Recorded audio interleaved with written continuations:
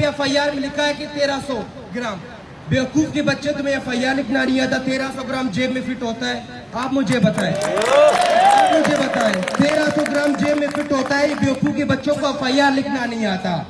एक स्टूडेंट है, हम यहाँ पढ़ने आए हैं, हमारा पेपर चल रहा है, हमारे फंक्शन चल रहे हैं, इतना सब कुछ छोड़ के हम यहाँ पे बैठे हैं। हम कौम की भलाई के लिए काम करें या FIR के पीछे घूमे? हम प्रोटेस्ट पे बैठे, ये चीजें करने तो हम यहाँ पे नहीं आए। आप हमें सिक्योरिटी दो, आप चौकीदार हाथ उठाते हो, थप्पड़ मारते हो, मुक्के मारते हो, ये चीज जाहिर करती है कि उनको हमसे नफरत है।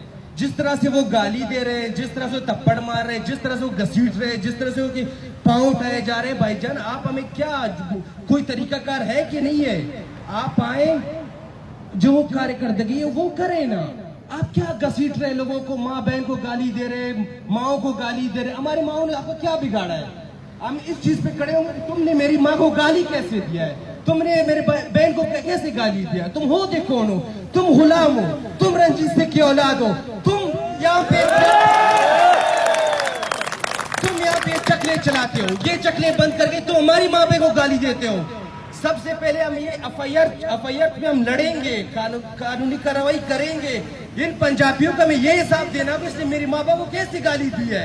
ये कौन होते हैं मेरी बहन को गाली देने वाले?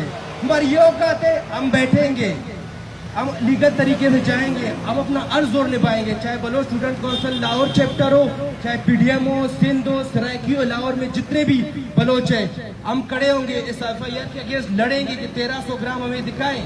किस कहाँ पे? यहाँ पे आपका 1300 ग्राम, वहाँ पे शो करो कि ये 1300 ग्राम है।